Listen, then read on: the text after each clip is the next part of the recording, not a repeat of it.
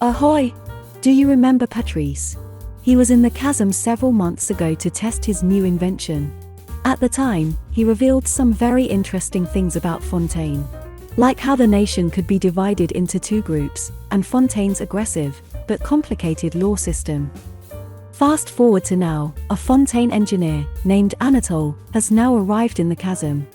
It turns out that since we helped Patrice in his experiments, he was able to write detailed reports. They were so detailed that his higher-ups thought he made it all up with fake data. I'm gonna give you a question. Can you state categorically? You are fake news. So now they sent Anatole to redo all of Patrice's experiments to verify the data. I kinda feel bad for him. The guy clearly wants bamboo shoot soup, more than dealing with any of this. Anyways, the last time we met Patrice, he was worried that failing to obtain the experiment's data will send him to the court. But Anatole mentions that Patrice's actions at the time were in fact illegal, as he didn't obtain the required documents before conducting his experiments. However, it would have taken Patrice over a month to just obtain those documents. Had he done that, he would have run out of time anyways. But by conducting his experiments, he at least got some data. So Patrice was going to end up in the court either way.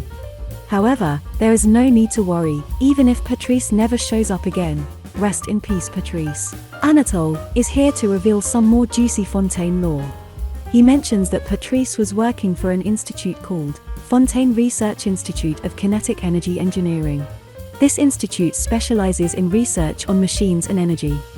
Anatole says that it does not take in any students, does not teach, nor does it play any part in Fontaine's governance. I have a feeling that the last part is not entirely true. After Patrice left Fontaine, the people at the institute gossiped about his actions, of how he stole Mora and ran away. Anatole says that such people are quite common in Fontaine, who have nothing better to do than spread rumors and gossip. From what we've learned about Fontaine so far, these people are probably the non-guilty part of the population, who might consider themselves superior to the other faction. But unlike them, I don't need to spread rumors. Everyone already knows that I've always been better than my idiot brother. Anyways, based on the name alone, the institute seems to be specialized in kinetic energy research. As a reminder, it is the energy we get from moving objects. You know, the force experienced by a Hilichurl after being punched by Hazo. Fracture! However, this is not the first time that we've heard of Fontaine using kinetic energy. Felix Yogue's Evermotion mechanical painting had a specific energy source. He called it a kinesis core. It stored energy by winding springs in a clockwork. Once ready, it could power any gadget. Even Bertrand's one-of-a-kind, never-failing, engineer-grade, second-generation furnace-powered machine operated purely based on steam, which is another thing that exerts kinetic force. Doesn't this make you wonder that the mysterious energy source that is powering Fontaine is probably also kinetic-based? But according to Bertrand, it will soon run out of energy.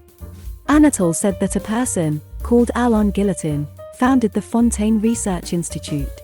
Alain is famously known as a genius in Fontaine, and is credited for creating kinetic cores and clockwork mechanisms, which are still produced by the nation's factories even today. But he believes that all of this will soon be changed. Apparently, a massive explosion occurred at the institute. No, it wasn't due to Clee's. Anatole clarifies that it was because of a, quote, catastrophic experimental failure.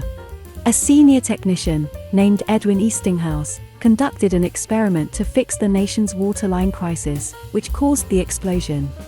The interesting thing here is that Edwin was using a thing called archon in his experiment.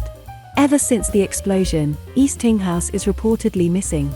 But Anatole's words imply that there was more than one person behind this. Maybe he wanted to say perpetrators, or perhaps he meant many people have been missing after the explosion.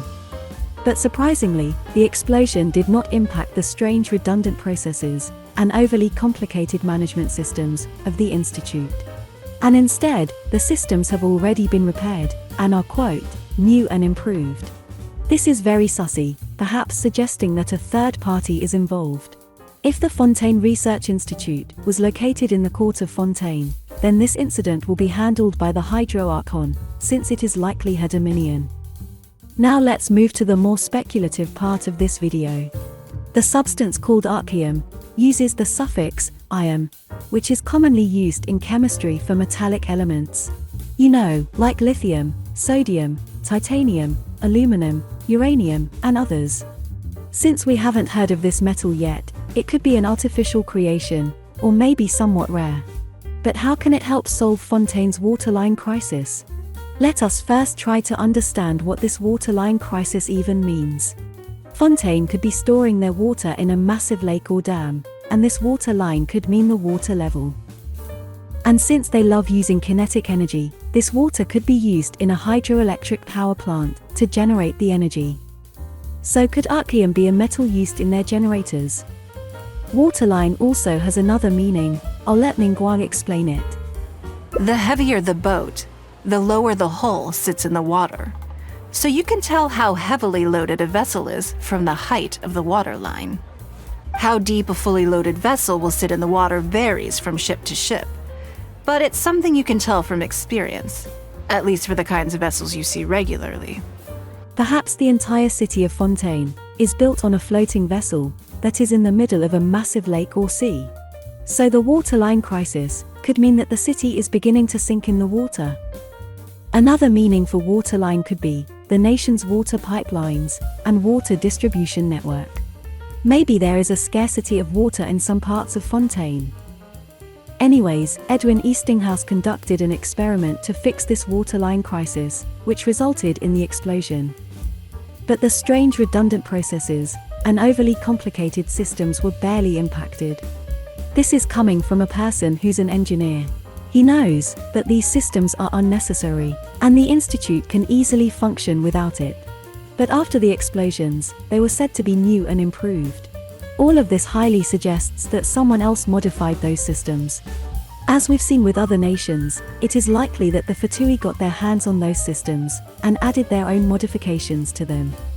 And since we're dealing with something highly mechanical, it could likely be the 7th Fatui Harbinger, Sandrone. If the Fatui is actually involved, then who's to say that the explosion was really accidental? All of it could be intentional. Fontaine is also home to the Steambird newspaper, so perhaps they are also reporting fake news to cover up Fatui's involvement. You know what? Enough with the conspiracy theories. Here's an interesting thing. The name Eastinghouse is very similar to Westinghouse. Westinghouse is a corporation that specializes in the production and distribution of electricity in the United States. So perhaps Eastinghouse might have a similar role in energy production in Fontaine. However, Edwin was merely a senior technician, so that possibility remains unlikely. In conclusion, Fontaine's energy problems seem related to their waterline crisis. The explosion seems planned, and someone else is pulling the strings behind the Fontaine Research Institute. The relevant people are spreading rumors and indulging in gossip, while people involved in the explosion are missing. No wonder Liban said that judgment is soon to come. Fontaine seems to be a mess. Anyways, that's all for this video. I'll see you again next time.